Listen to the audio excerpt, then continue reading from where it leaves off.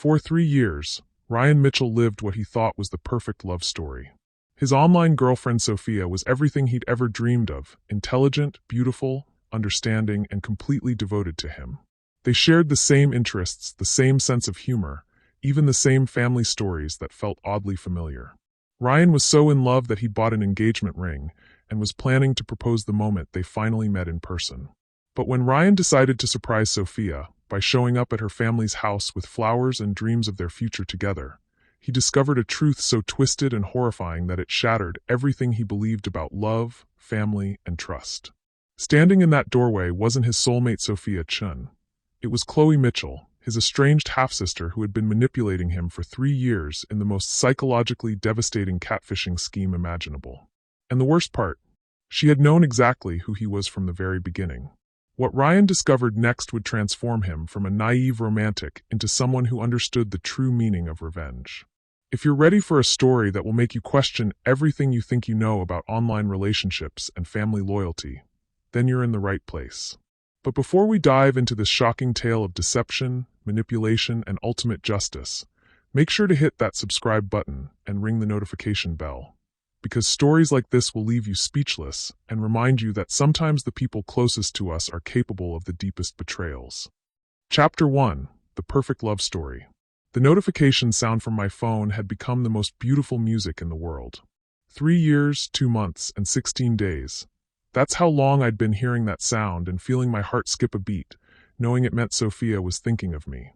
At 22, I'd never experienced love like this, never felt so completely understood and cherished by another person.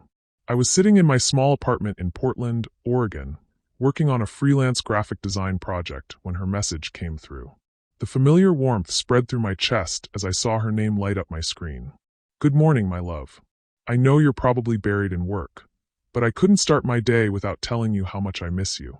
Only 127 days until I'm back from this assignment, and we can finally be together properly. I love you more than all the stars in the sky. You're Sophia Redheart." I smiled, setting down my stylus and leaning back in my chair.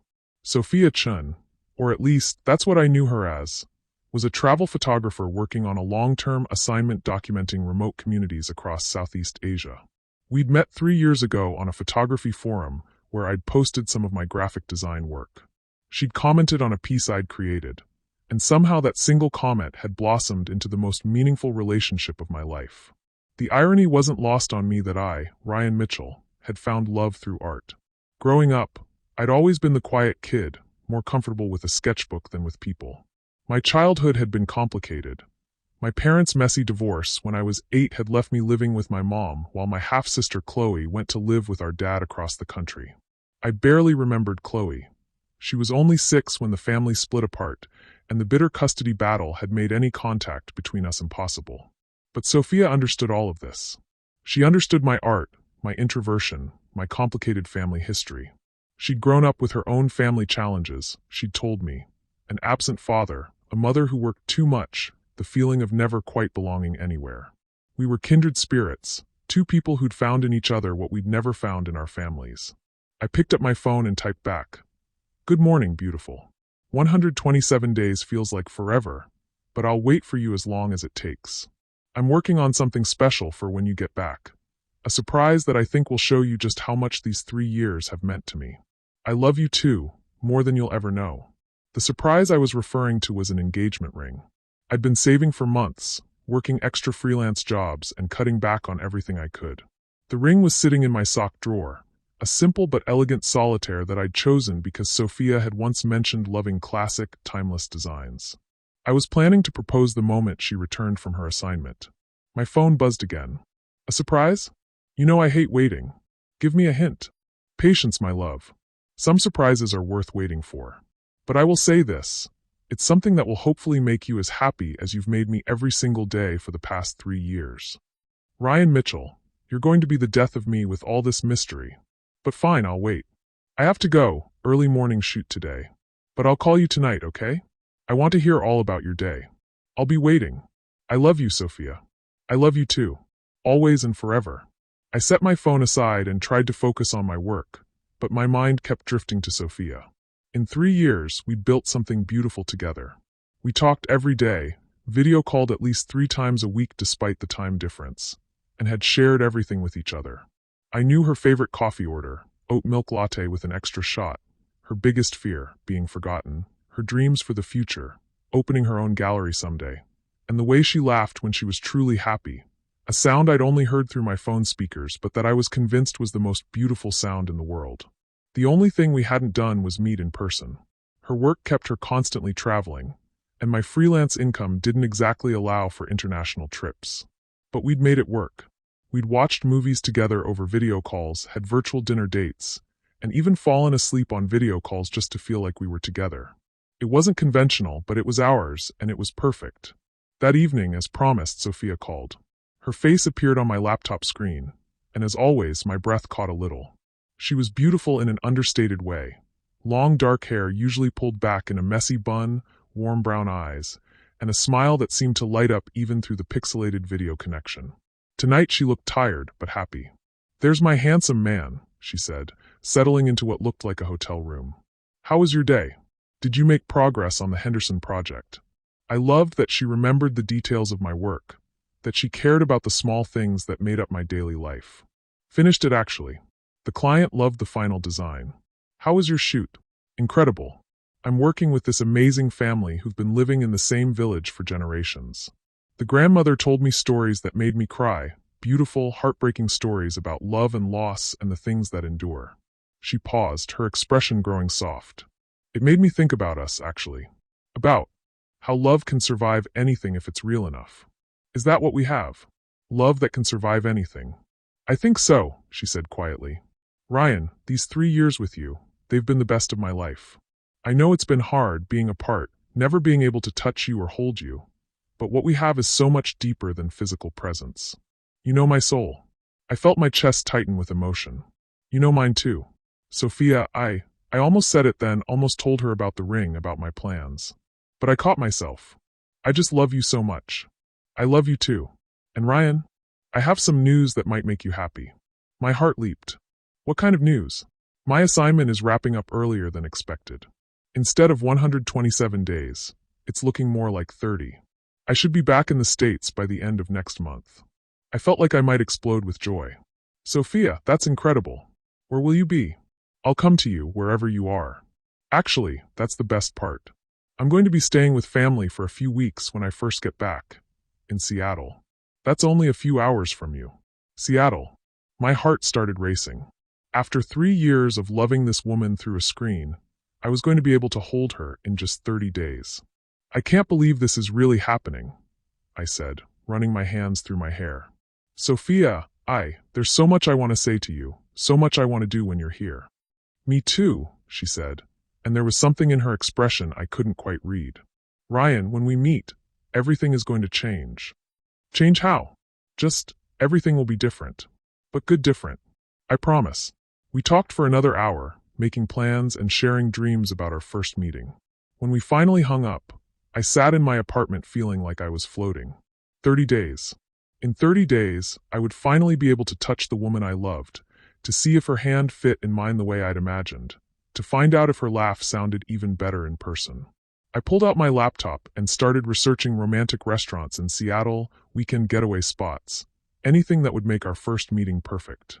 I wanted everything to be flawless for the woman who had made my life complete. If only I had known that Sophia Chen didn't exist. If only I had known that the woman I'd been pouring my heart out to for 3 years was someone I'd known long before I ever logged onto that photography forum. If only I had known that my perfect love story was actually the most twisted betrayal imaginable. But I didn't know any of that yet. All I knew was that I was in love, and in 30 days, my real life was finally going to begin. Chapter 2, The Address. The next few weeks passed in a blur of excitement and preparation. I threw myself into work with renewed energy, taking on extra projects to save money for the trip to Seattle. Every conversation with Sophia felt charged with anticipation. Every video call a countdown to the moment we'd finally be in the same room. "I can't believe it's really happening," Sophia said during one of our nightly calls, about 2 weeks before her return. "Sometimes I feel like I've been dreaming this whole relationship." "It's been real," I assured her. "Every moment, every conversation, every I love you, it's all been real." "I know. It's just, Ryan, what if we meet and it's different?" What if the chemistry we have online doesn't translate to real life? I'd had the same fears, but hearing them from her made them seem smaller somehow. Then we'll figure it out together. Sophia, what we have isn't just physical attraction or surface-level compatibility. We know each other's minds, each other's hearts. That doesn't just disappear. You're right, she said, but I could see the nervousness in her eyes. I'm just scared, I guess. This means everything to me, Ryan. You mean everything to me. You mean everything to me too. And hey, if you're nervous, we can take it slow. We don't have to rush anything. We can just be together. Finally, as the days counted down, I found myself obsessing over every detail. I bought new clothes, got a haircut, even started working out more regularly. I wanted to be the best version of myself when I met the woman I planned to marry.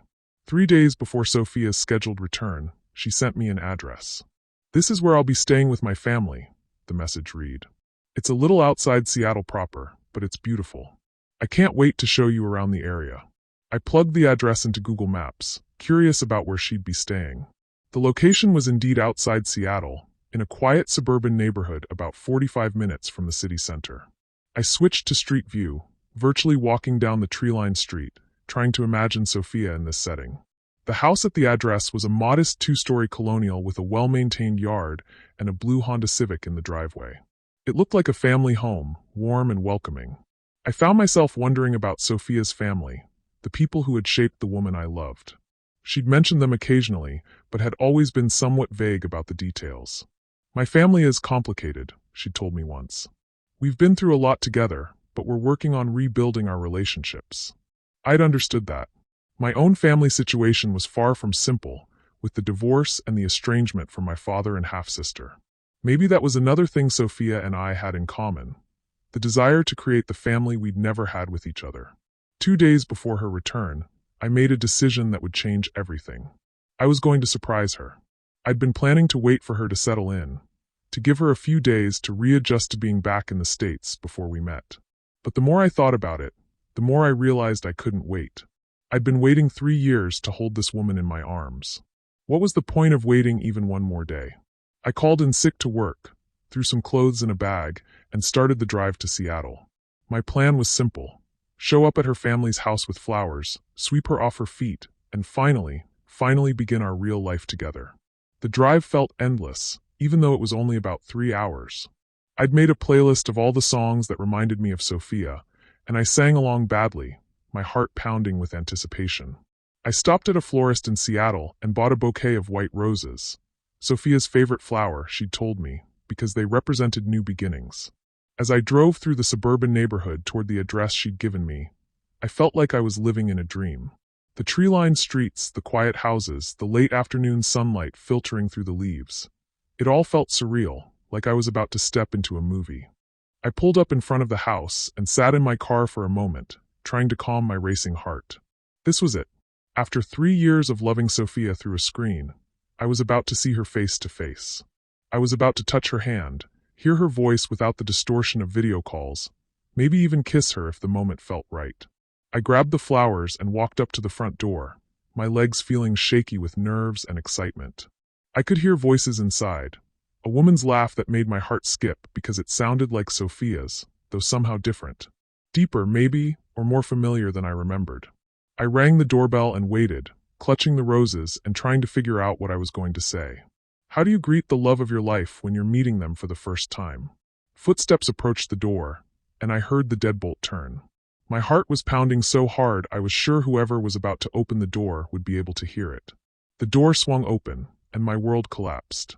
Standing in front of me, her face cycling through confusion, shock, and something that looked almost like panic, was not Sophia Chun, travel photographer and love of my life. It was Chloe Mitchell, my half-sister, the girl I hadn't seen since she was 6 years old and our family fell apart. But she wasn't 6 anymore.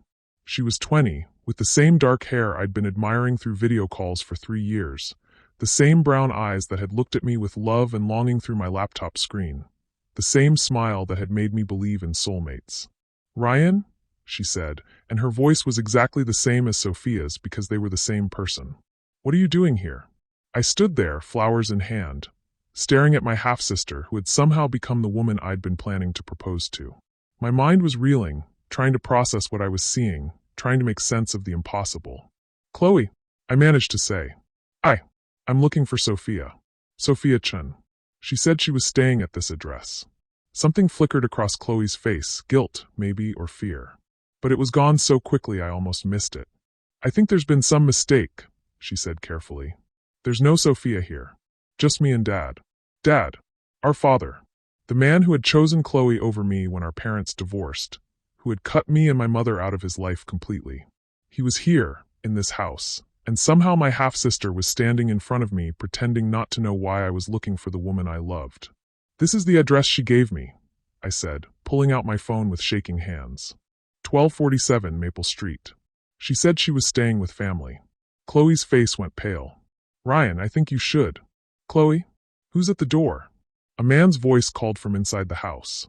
Our father's voice, though deeper and more tired than I remembered. It's Ryan, Dad, Chloe called back, her eyes never leaving my face. There was a long pause, then footsteps. A moment later, a man appeared behind Chloe, older, grayer, but unmistakably my father. He looked at me with the same shock I was feeling. Ryan, what are you doing here? I looked between my father and my half-sister, my mind racing. The address was right. This was definitely where Sophia had told me she'd be staying. But Sophia wasn't here. Only my estranged family members who I hadn't spoken to in over a decade. Unless, a horrible thought began to form in my mind. A thought so awful, so impossible, that I tried to push it away. But the more I looked at Chloe, the more I saw Sophia in her features. The same eyes, the same smile, the same laugh I'd heard through my phone just hours earlier. Chloe, I said slowly, do you know someone named Sophia Chen? The guilt that flashed across her face was unmistakable this time. She opened her mouth, then closed it, then looked back at our father as if asking for help. I think you should come inside, Dad said quietly. We need to talk. I followed them into the house, my mind numb with shock. The living room was exactly as I'd imagined a family home would be. Comfortable furniture, family photos on the mantel, the smell of dinner cooking in the kitchen. But the family photos made my blood run cold. There, on the mantel, was a recent photo of Chloe. She was wearing the same blue sweater I'd seen Sophia wear during one of our video calls last month. In the photo, she was holding a camera. The same camera Sophia had shown me when she'd talked about her photography work. Sit down, Ryan, Dad said gently. Please. I sank into an armchair, still clutching the white roses, still trying to make sense of what was happening. Chloe sat across from me on the couch, her hands twisted in her lap, unable to meet my eyes. I can explain, she said quietly. Explain what? I asked, though part of me already knew. Part of me had known the moment I saw her face in the doorway. Chloe took a shaky breath. Ryan, Sophia Chen isn't real. I mean, she is real, but she's me. The words hit me like a physical blow. I felt like I couldn't breathe, like the room was spinning around me. What do you mean? I've been Sophia for 3 years, Chloe said, tears starting to form in her eyes. The photography forum, the messages, the video calls, it was all me. I stared at her, my mind refusing to process what she was telling me. That's impossible. I've been talking to Sophia for 3 years. I've seen her face, heard her voice. You've seen my face, Chloe interrupted. You've heard my voice. Ryan, you didn't recognize me because I was 6 the last time you saw me. I'm 20 now. I look completely different.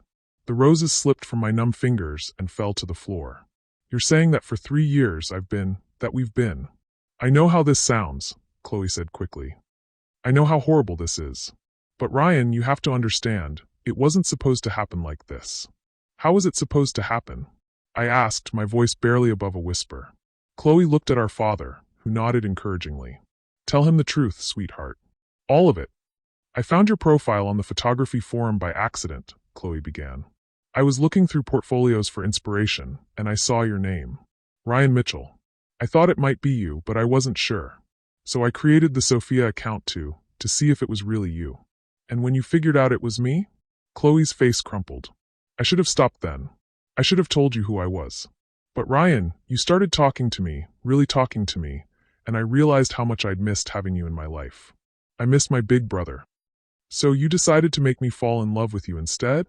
The words came out harsher than I'd intended, but I was beyond caring about anyone's feelings but my own. It wasn't like that, Chloe protested. At first, I just wanted to talk to you, to know what your life was like. But then you You started saying things, romantic things, and I didn't know how to stop it without losing you again.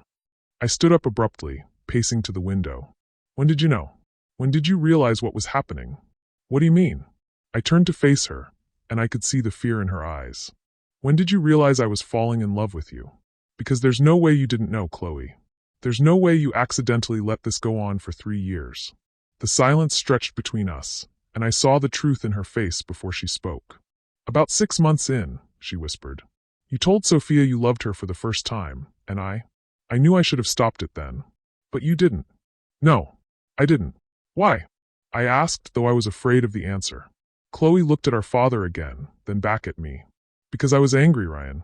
I was angry at you and Mom for leaving, for taking Dad's attention away from me, for getting the life I should have had. The pieces started falling into place, and I felt sick. This was revenge. Not at first, Chloe said quickly. At first, I just wanted to know you. But then, as time went on, and you kept talking about how perfect your life was, how successful you were becoming, how happy you were with Sophia, I started to resent it. So you decided to destroy it. I decided to take what should have been mine, Chloe said, her voice growing stronger. Do you know what it was like, Ryan? Watching Dad fall apart after you and Mom left? Seeing him blame himself for losing his son? I had to pick up the pieces of this family while you got to start fresh. I stared at my half-sister, seeing a stranger. So you made me fall in love with you. You made me believe I'd found my soulmate. You let me plan a future with you. I never meant for it to go this far, Chloe said, but there was something in her voice that made me doubt her. How far did you mean for it to go? I asked. What was the endgame here, Chloe? Were you planning to disappear? To break Sophia's heart and leave me wondering what happened to the love of my life? I don't know, she said, but she wouldn't meet my eyes. You don't know, or you don't want to tell me? Our father, who had been silent through this entire exchange, finally spoke up. Ryan, I think you should know that Chloe has been collecting information about you and your mother. My blood ran cold. What kind of information? Everything you told Sophia, Dad said quietly. About your life, your work, your mother's new marriage, her financial situation. Chloe has been documenting all of it. I looked at Chloe, who had gone pale. Why? I was going to contest the divorce settlement, she said quietly. I was going to prove that Dad deserved more custody time, more financial support. I thought if I could show that you and Mom were doing well without him, that you didn't need the support payments. You were going to use my private conversations against my mother in court? She took everything from us. Chloe exploded, standing up.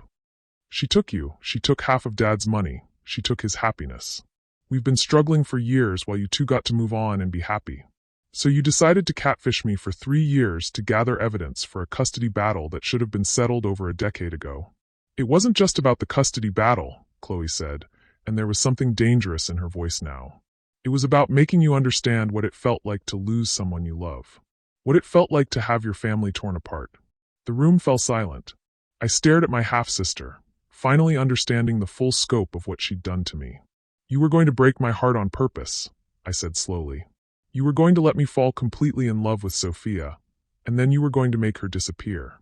I wanted you to know what it felt like, Chloe said, tears streaming down her face now. I wanted you to know what I felt like when you left. I was 8 years old. I shouted. I didn't leave you, Chloe. Our parents got divorced. I didn't have a choice in any of it. But you never tried to contact me, she shot back. You never called, never wrote, never asked Dad if you could visit. You just moved on like I never existed. Because Mom said Dad didn't want contact. Because every time she tried to arrange visits, Dad's lawyer said no. I looked at our father, who was staring at the floor. Dad, is that true? He was quiet for a long moment. Your mother and I, we were both hurt and angry. We both said things, did things that we shouldn't have. I thought it would be easier for everyone if we made a clean break. Easier for who? I demanded. Because it wasn't easier for me. I missed my little sister every day for years. I used to dream about her, wonder what she was like, if she remembered me. I remembered you, Chloe said softly. I never stopped missing you. So you decided to torture me instead of just reaching out like a normal person? I tried, Chloe said.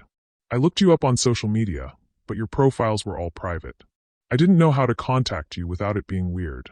And then I found you on that forum, and I thought maybe I could just talk to you. As a friend. But it didn't stay as friends, did it? No, she admitted. It didn't. I sank back into the chair, my head in my hands. 3 years. 3 years of my life, 3 years of love and hope and dreams, all built on a lie. The woman I'd planned to marry didn't exist. The relationship I'd thought was the most real thing in my life was the most fake thing imaginable. Ryan, Chloe said softly, I know you hate me right now. I know what I did was unforgivable. But I need you to know that not all of it was fake.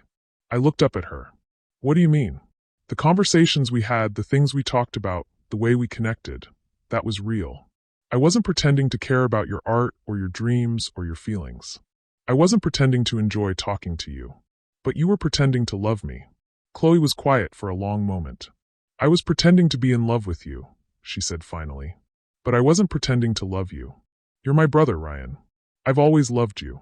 That's not the same thing, and you know it. I know. I know it's not the same thing, and I know what I did was horrible. But Ryan, please, can we try to fix this? Can we try to be a family again? I stood up, looking between my half-sister and my father. A family? Chloe, you made me fall in love with you. You manipulated me for 3 years. You were planning to use my private thoughts and feelings against my mother in court. You were going to break my heart on purpose just to get revenge for something that happened when we were children. I know.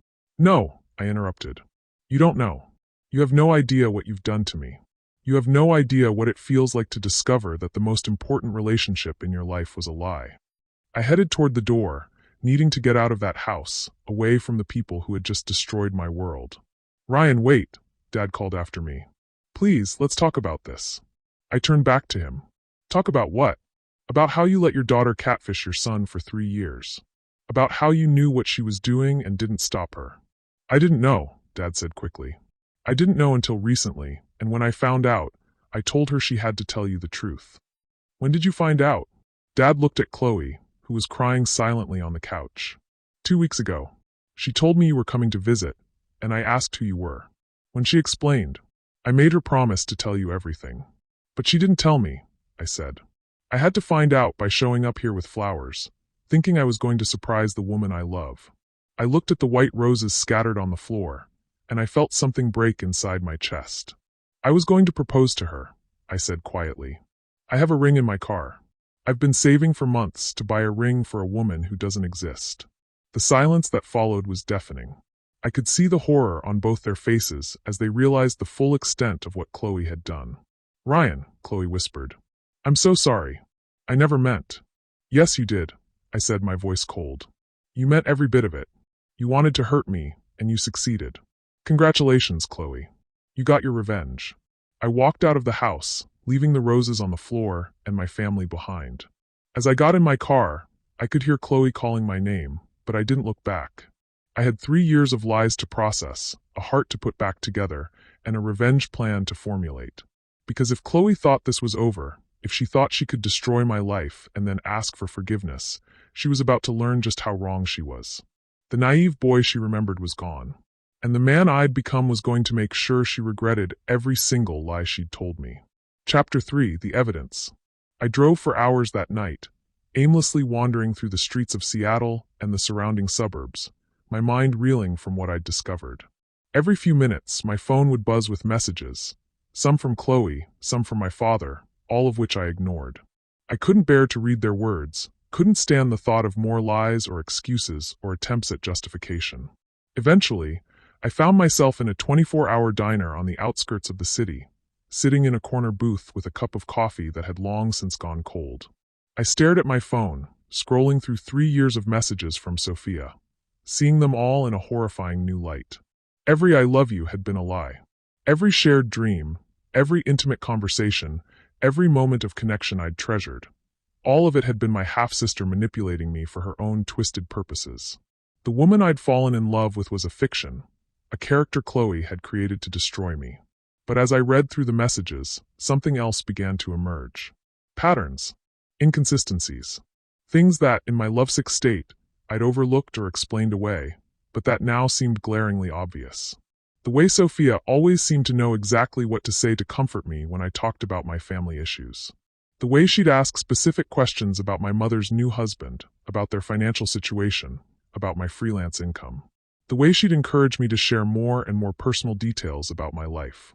I opened my laptop and began to document everything. Every conversation where Sophia had pumped me for information.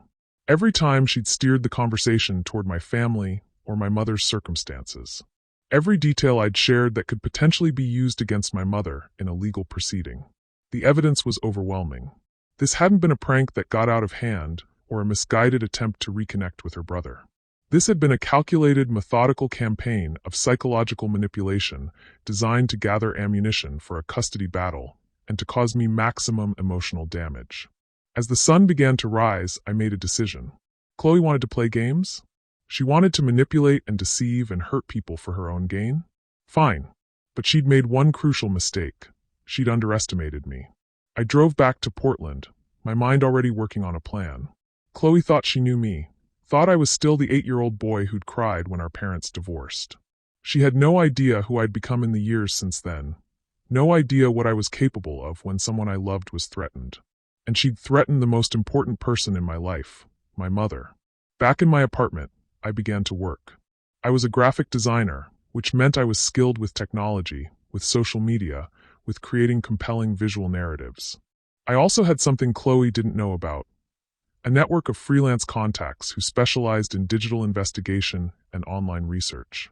My first call was to Marcus Webb, a guy I'd worked with on several projects who had a background in cybersecurity. Marcus owed me a favor.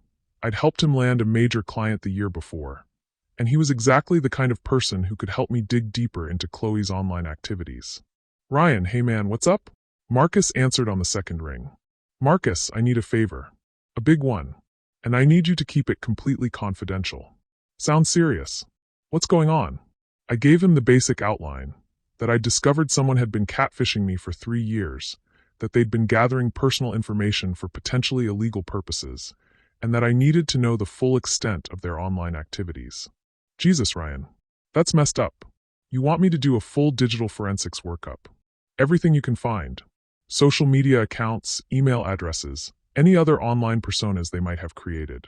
I need to know if I'm the only person they've done this to. Send me what you have, and I'll get started. This might take a few days, but I'll find everything. My second call was to my mother. I'd been dreading this conversation, but she needed to know what Chloe was planning. Ryan? Honey, it's early. Is everything okay? Mom, I need to tell you something, and it's going to be hard to hear. I explained everything, the relationship with Sophia, the discovery that she was actually Chloe, the plan to use my private information in a custody battle. My mother was silent for a long time after I finished. Oh, sweetheart, she said finally, her voice thick with emotion. I'm so sorry. I can't imagine how betrayed you must feel. I'm more worried about you, I said. Mom, if Chloe tries to take this to court, if she tries to challenge the divorce settlement. Let her try, my mother said, and there was steel in her voice. Ryan, that settlement was fair. More than fair. Your father agreed to it, and it's been legally binding for over a decade. But more importantly, what Chloe did to you. That's not just cruel, it might be illegal. What do you mean? Catfishing, identity theft, emotional manipulation for financial gain. There are laws against these things, Ryan. Have you thought about going to the police? I hadn't, actually. I'd been so focused on the personal betrayal that I hadn't considered the legal implications. Do you think I should? I think you should talk to a lawyer first. Get advice on your options. And Ryan, document everything.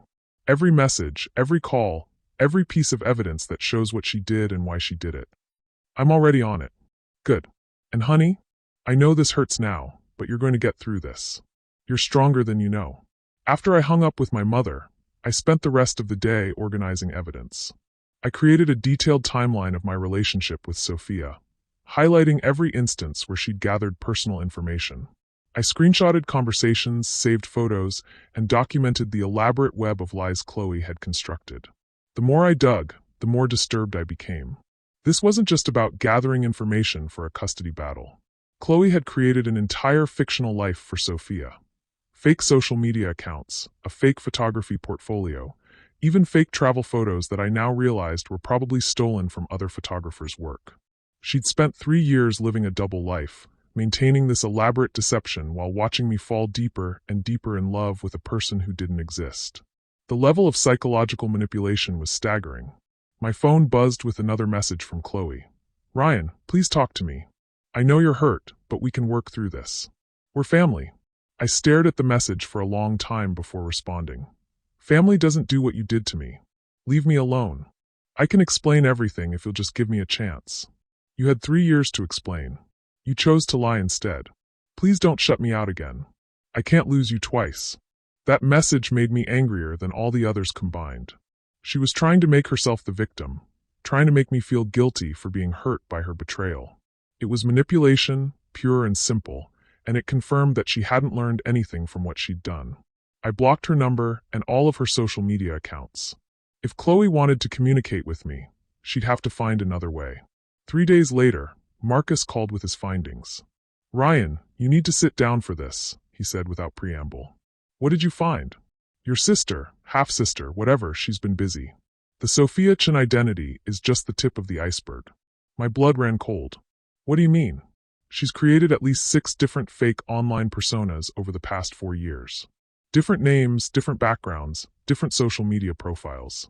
And Ryan, you're not the only person she's been catfishing. I felt sick.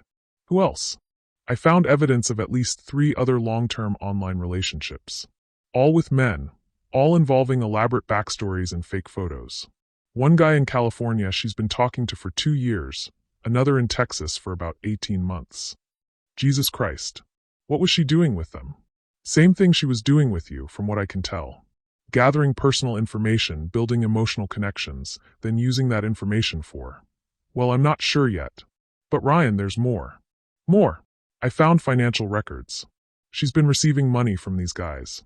Gifts, loans, even direct payments for fake emergencies.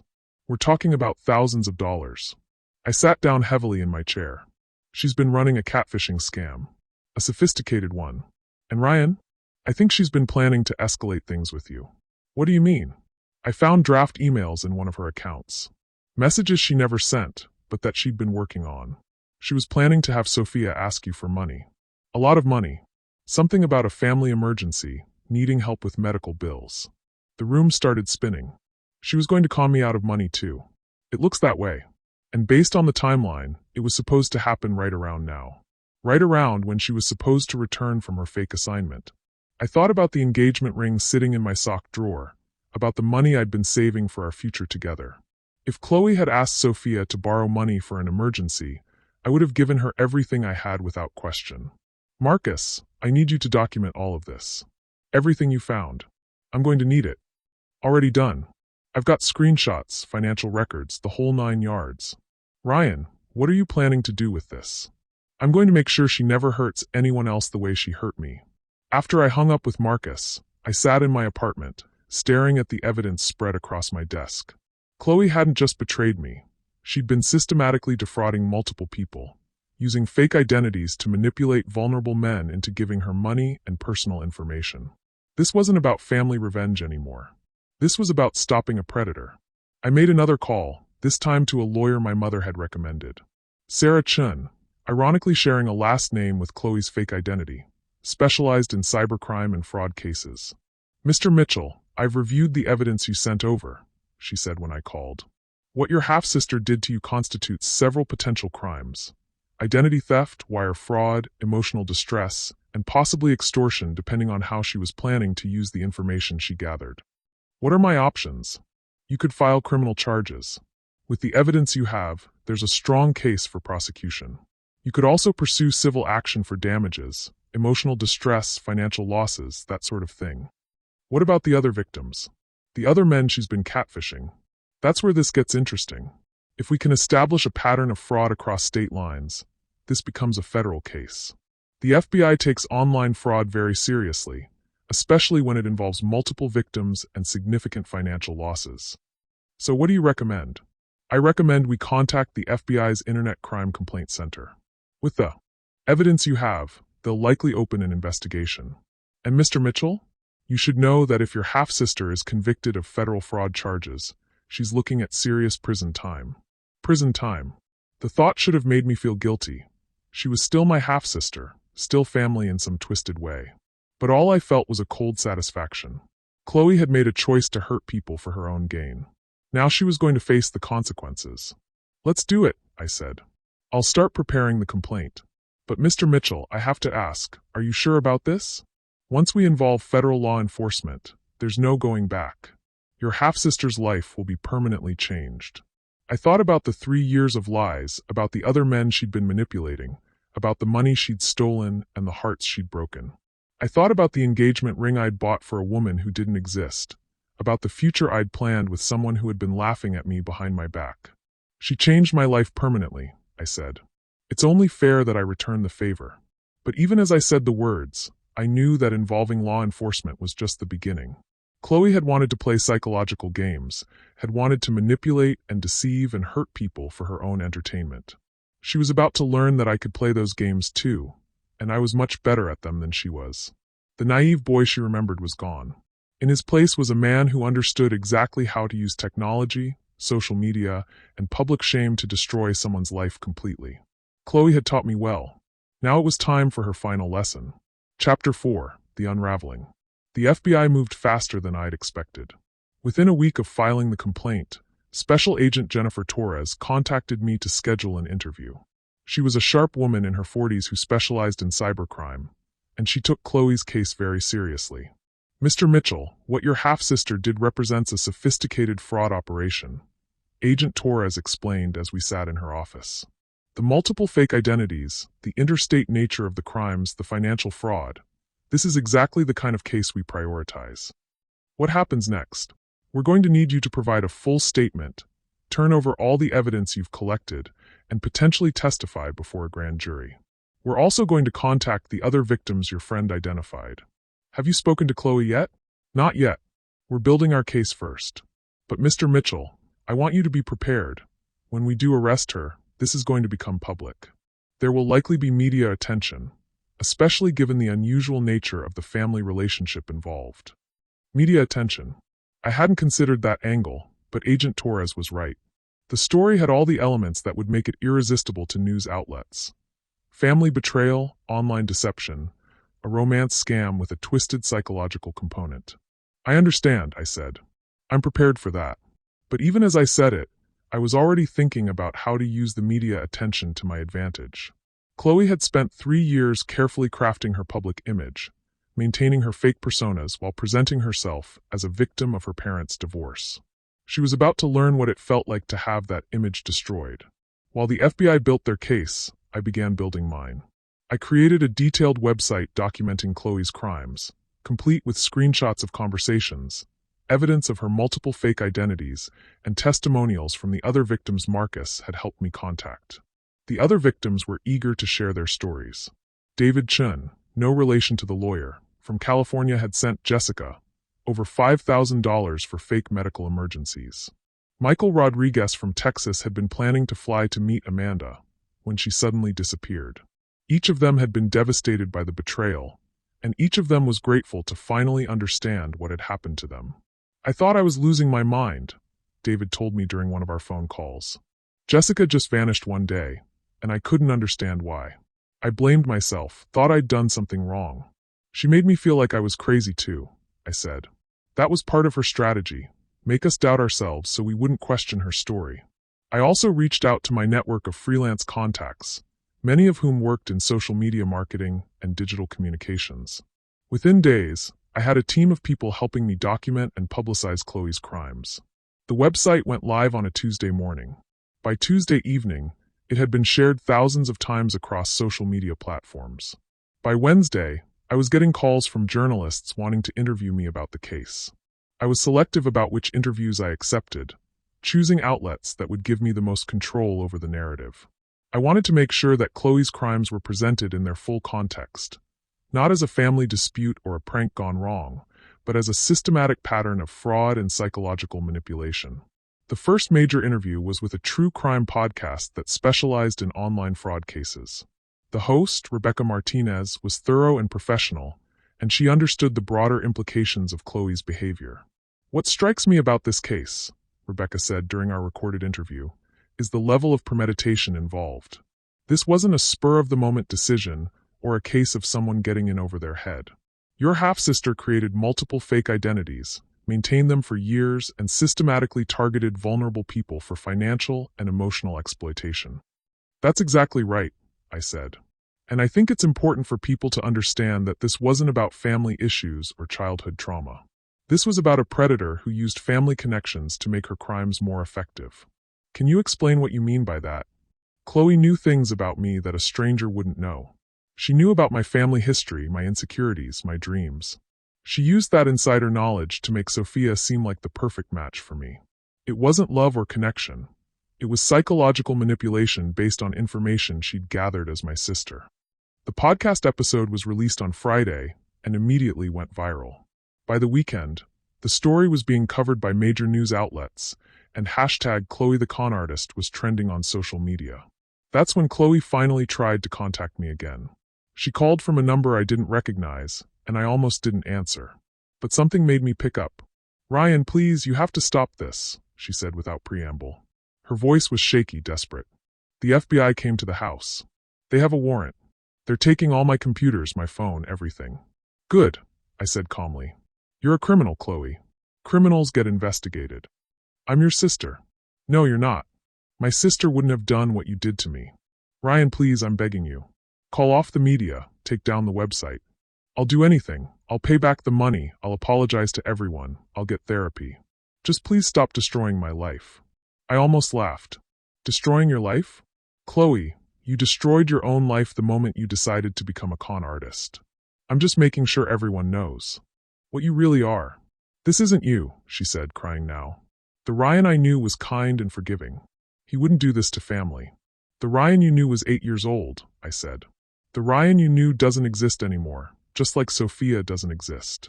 You killed him when you decided to spend 3 years lying to his face. I never meant for it to go this far." "Yes, you did. You meant every bit of it. You planned it, you executed it, and you enjoyed it. The only thing you didn't plan for was getting caught." "What do you want from me?" she asked. "What will it take for you to stop?" I thought about that question for a moment. What did I want? Justice? Revenge? For her to understand the pain she'd caused? "I want you to face the consequences of your actions," I said finally. "I want the other people you hurt to get justice. And I want to make sure you never do this to anyone else again." "I won't. I swear I'll never." "Your promises don't mean anything, Chloe. You've proven that." I hung up and immediately blocked the new number. But the call had given me an idea. If Chloe was desperate enough to beg, she was desperate enough to make mistakes. And I was going to make sure she made as many mistakes as possible. I reached out to Agent Torres and told her about Chloe's call. "She's trying to contact you directly?" Agent Torres asked. "That's interesting. It suggests she's panicking, which means she might be willing to make a deal." "What kind of deal?" "If she's willing to cooperate, to provide information about her methods and potentially help us identify other victims, the prosecutor might be willing to consider a reduced sentence. And if she's not willing to cooperate, then she's looking at the full weight of federal fraud charges. We're talking about potentially decades in prison." I thought about Chloe sitting in our father's house, watching her carefully constructed world fall apart around her. Part of me, a very small part, felt sorry for her. But then I remembered the engagement ring, the 3 years of lies, the other victims she'd hurt, and the sympathy disappeared. "Agent Torres," I said, "I want to make sure you have everything you need to prosecute this case to the fullest extent of the law." "We do, Mr. Mitchell. Thanks to your evidence and cooperation, this is going to be a very strong case." The next few weeks were a whirlwind of media attention and legal proceedings. The story continued to gain traction, with new details emerging about the scope of Chloe's fraud operation. It turned out that Marcus had only found the tip of the iceberg. Investigators discovered evidence of at least a dozen fake identities and potentially hundreds of thousands of dollars in fraudulent gains. Chloe was arrested on a Tuesday morning. The local news stations covered it live, showing her being led away in handcuffs while her father stood helplessly in the doorway. I watched the coverage from my apartment, feeling a mixture of satisfaction and sadness.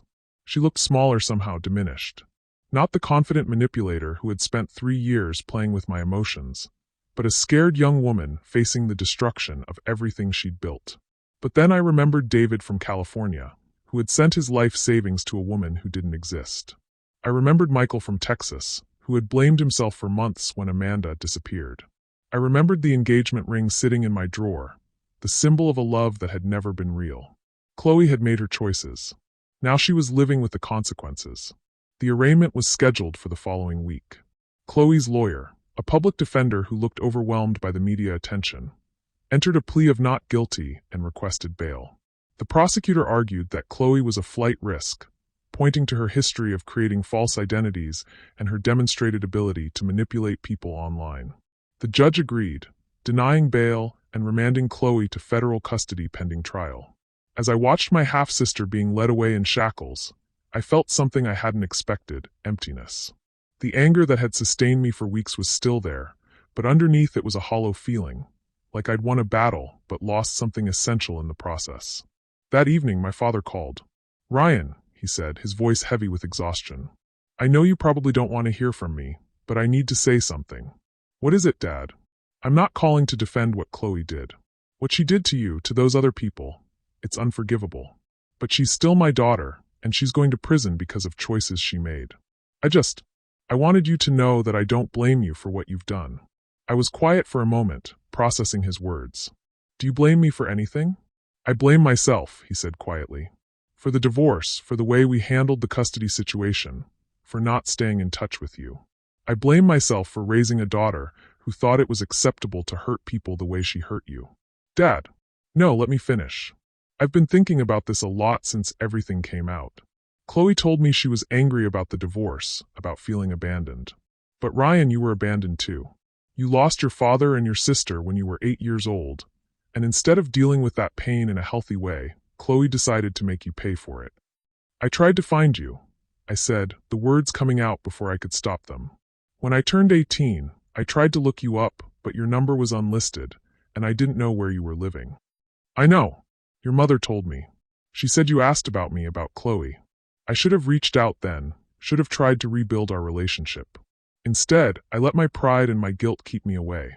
We were both quiet for a moment. "Dad, what's going to happen to Chloe?" "Her lawyer thinks she's looking at 15 to 20 years if she's convicted on all counts. The prosecutor offered a plea deal, 10 years if she cooperates fully and helps them identify other victims." "Is she going to take it?" "I don't know. She's not the daughter I thought I raised, Ryan. The things she did, the way she planned it all out. I don't know who she is anymore." After I hung up with my father, I sat in my apartment thinking about families and choices and consequences. Chloe had made her choices, and now she was facing the results. But I'd made choices too, and I was starting to wonder what kind of person those choices were turning me into. The media attention continued for several more weeks.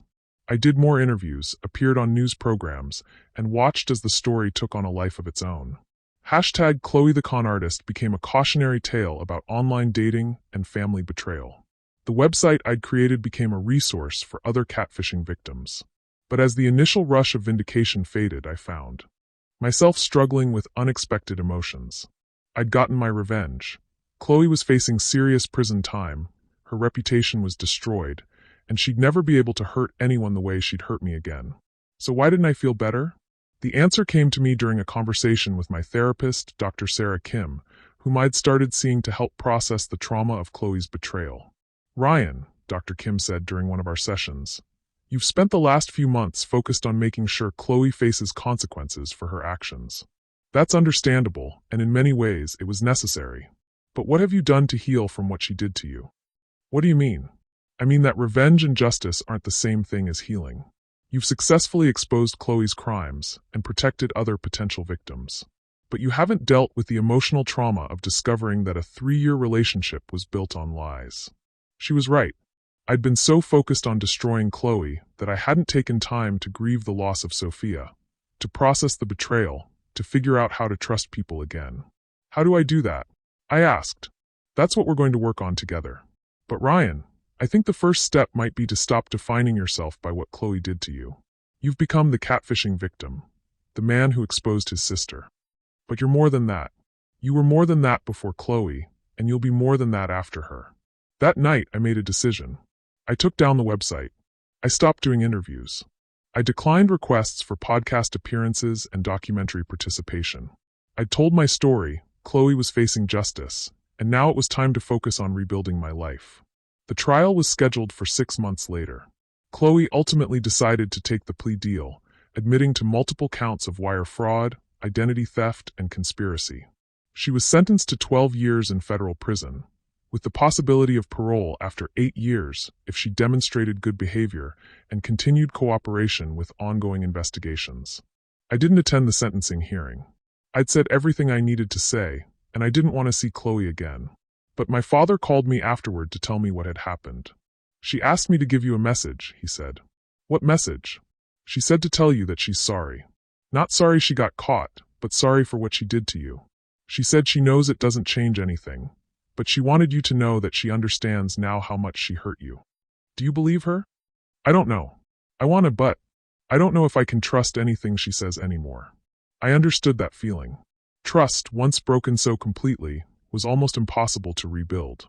"Dad," I said, "I want you to know that I don't blame you for what Chloe did. She made her own choices. Thank you for saying that. And Ryan, I know it's probably too late, but I'd like to try to have a relationship with you again. If you're willing."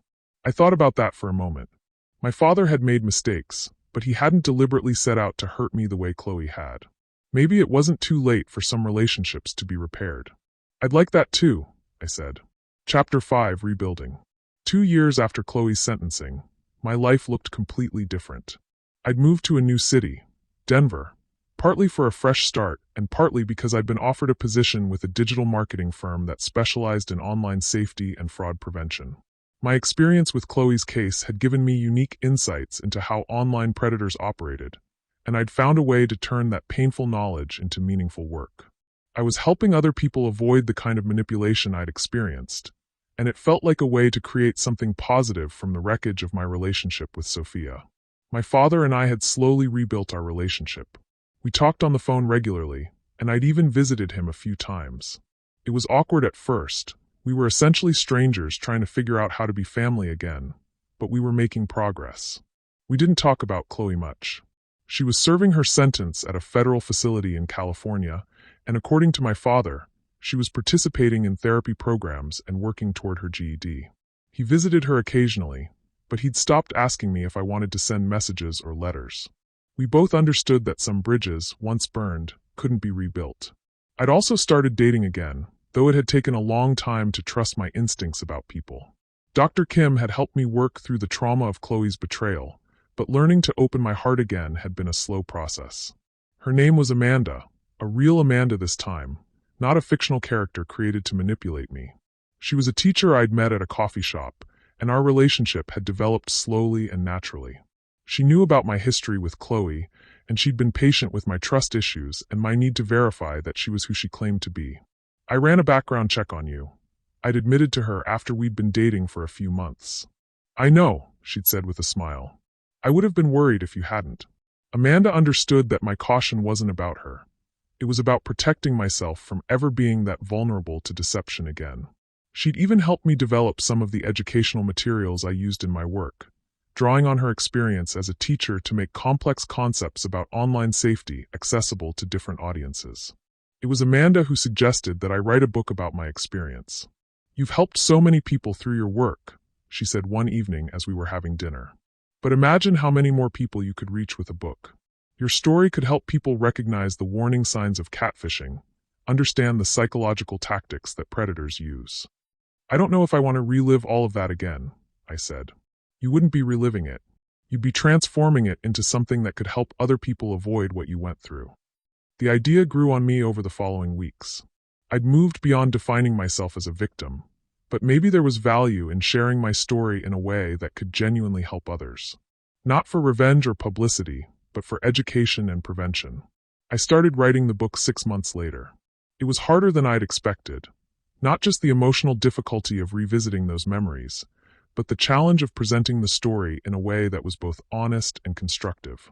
I didn't want to sensationalize what had happened or turn Chloe into a cartoon villain. I wanted to help people understand how sophisticated online predators operated and how even intelligent, cautious people could be manipulated. The book, titled The Sister I Never Knew, A True Story of Family, Deception, and Online Predators, was published 18 months later. It became a bestseller, not because of the sensational aspects of the story, but because it filled a real need for education about online safety. I donated a portion of the proceeds to organizations that helped victims of online fraud and catfishing. It felt like a way to honor the other people Chloe had hurt and to create something positive from their pain, as well as mine. The book's success led to speaking opportunities at conferences, universities, and law enforcement training programs. I found myself becoming an advocate for stronger laws around online fraud and better education about digital safety. It was during one of these speaking engagements that I received an unexpected message. I was checking my email after a presentation at a cybersecurity conference when I saw it. A message from an address I didn't recognize, with the subject line from Chloe. My first instinct was to delete it without reading it. I'd made it clear that I didn't want any contact with Chloe, and I assumed this was another attempt at manipulation. But something made me open it. "Ryan," the message began, "I know you don't want to hear from me, and I understand why. I'm not writing to ask for forgiveness or to try to justify what I did. I'm writing because I read your book, and I wanted you to know that you got it right. You could have portrayed me as a monster or a victim, but you didn't. You showed me as a person who made terrible choices, and that's exactly what I was. I was angry and hurt, and I decided to hurt other people because of it. That was my choice, and it was wrong. I've been in therapy for 2 years now, and I'm starting to understand the damage I did, not just to you, but to David and Michael and the other people I manipulated. I'm starting to understand that my anger about our parents' divorce didn't justify what I did to you. I know this doesn't change anything. I know I can't undo the pain I caused or the years I stole from you. But I wanted you to know that I'm not the same person who created Sophia Chen. I'm trying to become someone better, someone who would never hurt people the way I hurt you. I don't expect you to respond to this message. I don't expect forgiveness or reconciliation. I just wanted you to know that your book helped me understand the full scope of what I did, and it's motivated me to work harder on becoming a person worthy of the second chance I've been given. I hope you're happy, Ryan. I hope you found the real love that I prevented you from having for 3 years. You deserve that and so much more. Your sister, if I'm still allowed to call myself that.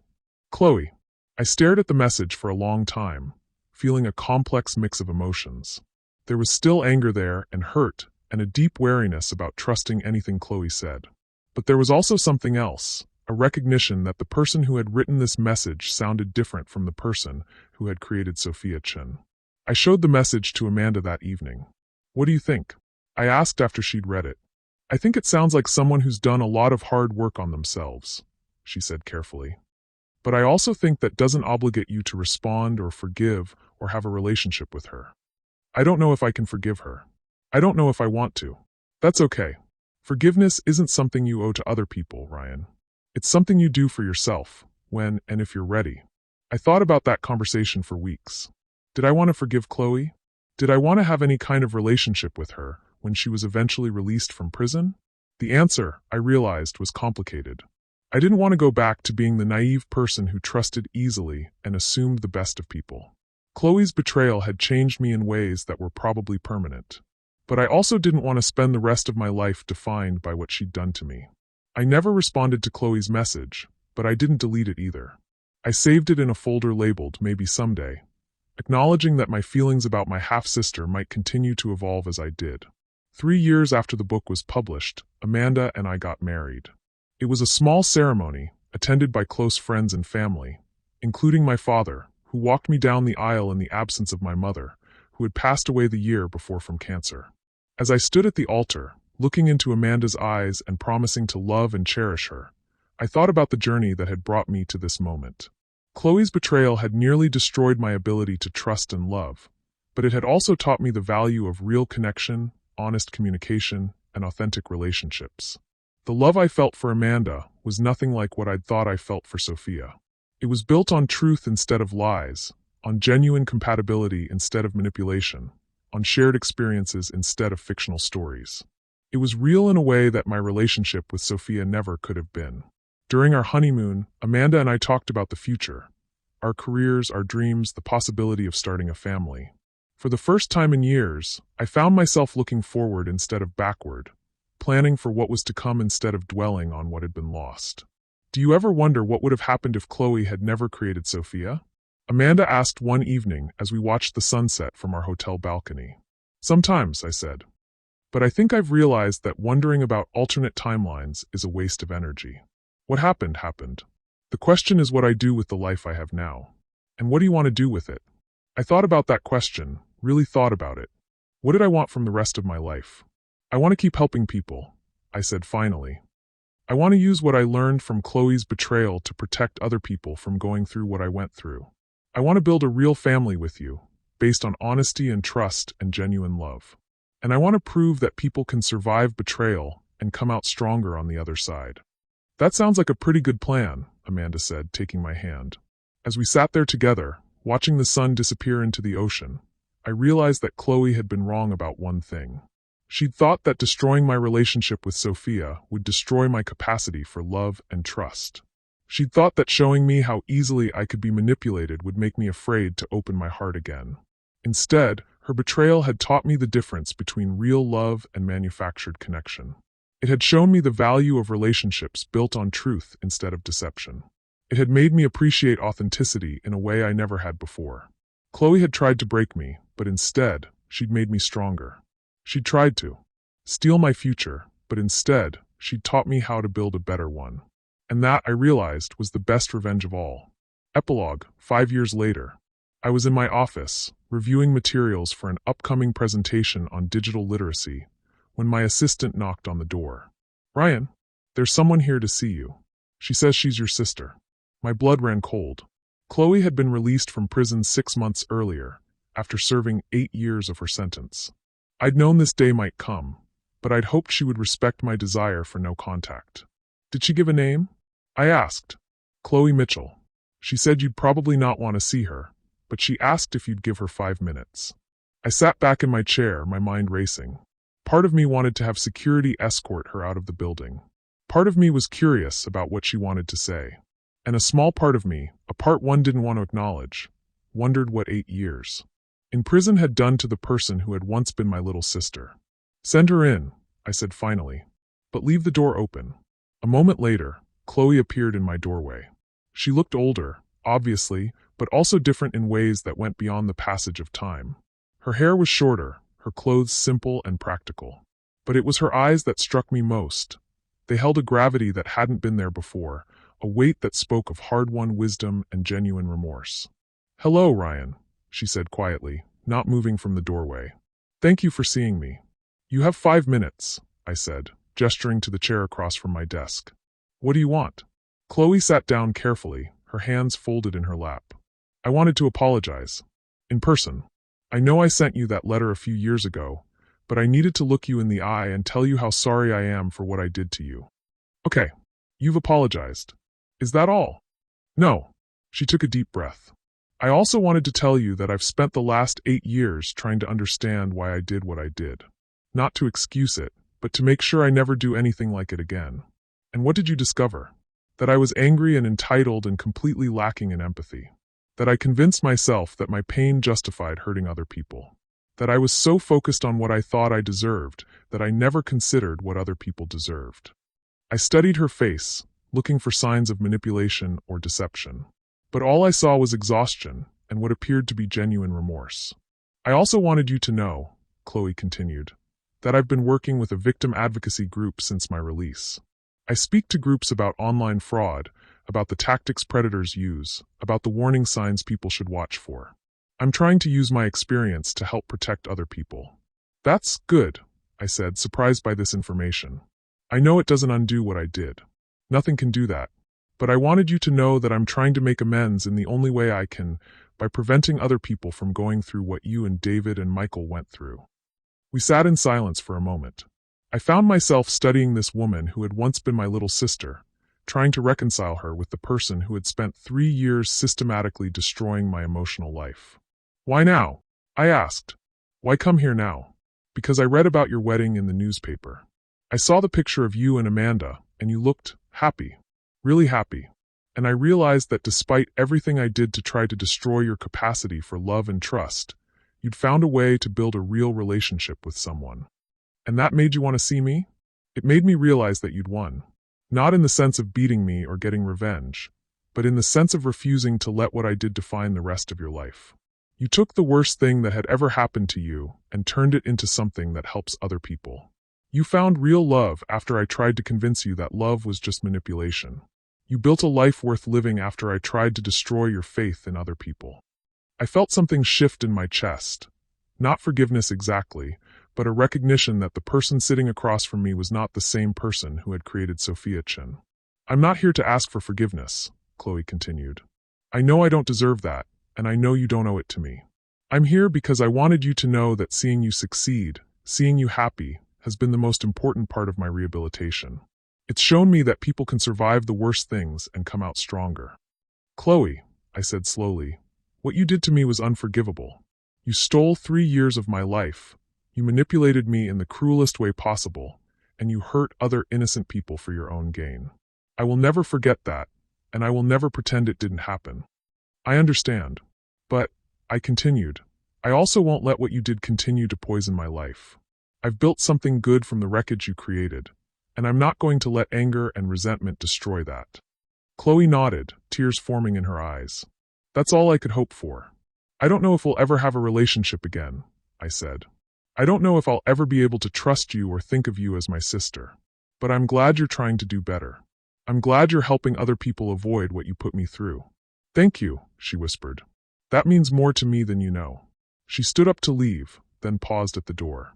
Ryan, I know this doesn't change anything, but I want you to know that the conversations we had as Sophia and Ryan, some of those were real for me. Not the romantic parts, obviously, but the parts where we talked about art and dreams and what we wanted from life. I did miss my big brother, and getting to know the man you'd become it was the only good thing to come out of what I did. After she left, I sat in my office for a long time, processing the conversation. I called Amanda and told her what had happened. How do you feel? She asked. Confused. Sad. But also relieved, maybe? Like a chapter that's been open for 8 years finally got closed. Do you think she's really changed? I think she's trying to change. Whether she's succeeded, I guess time will tell. That evening, Amanda and I talked about forgiveness and redemption and whether people could truly change after doing terrible things. We didn't reach any definitive conclusions, but we agreed that Chloe's visit had felt like an ending of sorts. Not a happy ending, but a real one. 6 months later, I received an invitation to speak at a conference on online safety. The organizer mentioned that they had another speaker who was a former perpetrator of online fraud, someone who now worked to educate people about predatory tactics.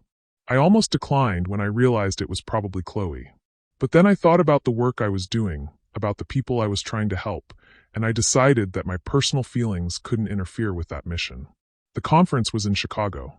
I arrived the day before my presentation and was reviewing my materials in the hotel lobby when I saw her. Chloe was sitting at a table with several other conference attendees, discussing something intently.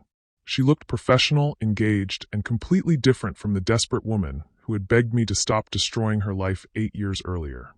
She saw me and nodded politely, but didn't approach. I appreciated that.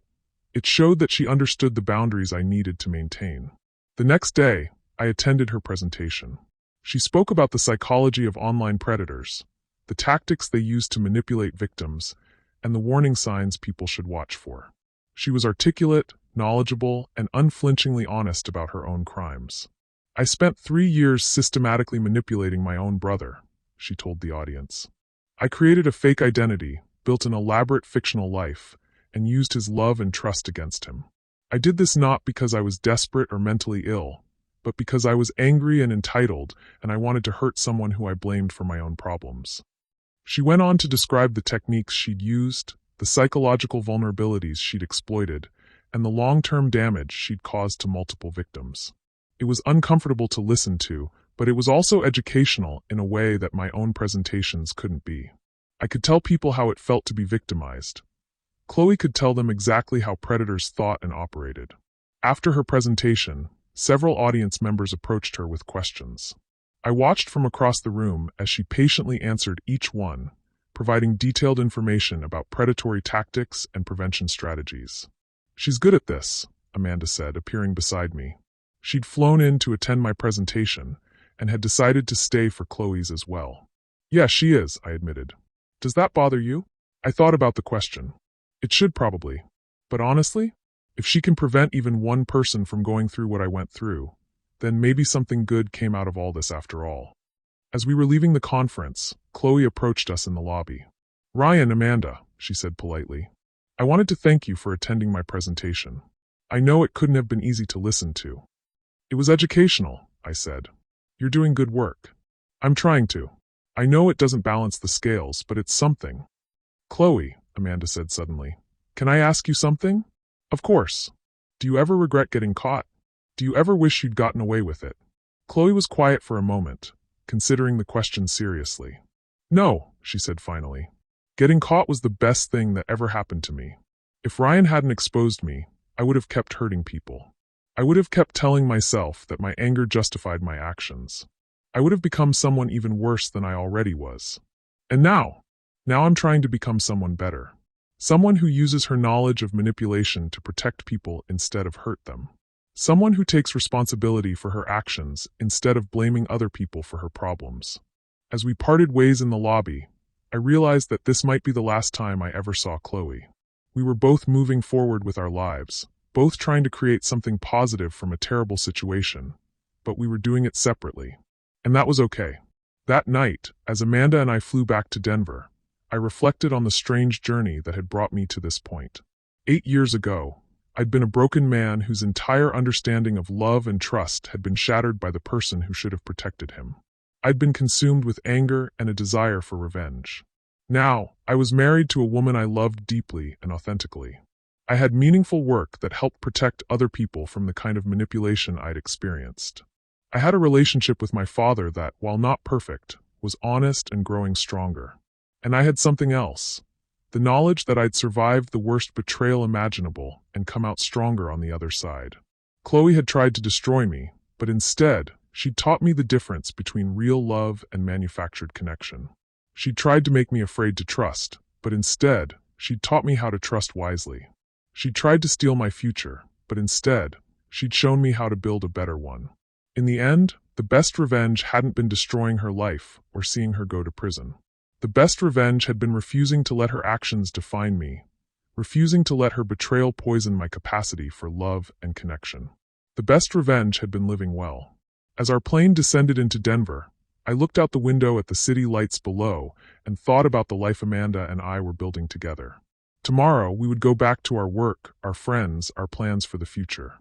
We would continue building something real and honest and beautiful. And somewhere in another city, Chloe would continue her own work, trying to prevent other people from experiencing what she'd put me through, trying to make amends for crimes that could never be fully repaired. We were both moving forward, both trying to create something positive from the wreckage of our shared past. But we were doing it separately, as we should be. The naive boy who had fallen in love with Sophia was gone forever. In his place was a man who understood the value of authentic relationships, who could recognize manipulation and deception, who knew the difference between love and obsession. Chloe had taught me well, but the final lesson, the most important one, was one I'd learned on my own, that the best way to defeat someone who tries to destroy you is to refuse to be destroyed. I'd kept that promise to myself, and I always would. And so Ryan Mitchell learned that some betrayals are so deep they change you forever, but they don't have to destroy you. From a heartbroken man who discovered his perfect love was a lie orchestrated by his own sister, to a successful advocate who turned his trauma into a mission to protect others, Ryan's journey proves that the best revenge isn't always destruction, it's transformation. Chloe thought she could break Ryan's spirit by showing him that love could be manufactured and trust could be weaponized. Instead, she taught him the difference between real connection and manipulation, between authentic love and calculated deception. She tried to steal his future, but instead gave him a purpose he never knew he needed. If this story moved your heart, if it made you think about the power of forgiveness and second chances, then you're part of our family now. Don't forget to subscribe and hit that notification bell, because we have more incredible stories of love, redemption, and the extraordinary power of family bonds coming your way. Share this story with someone who needs to be reminded that it's never too late for a new beginning. And remember, sometimes the family we're meant to have is worth waiting a lifetime to find. The end. This story of betrayal, revenge, and ultimately redemption explores the dark side of online relationships and the complex dynamics of family trauma. Through Ryan's journey from victim to survivor to advocate, we see that the most powerful form of justice isn't always punishment, but the refusal to let someone else's actions define our future. Sometimes the best revenge is simply living well.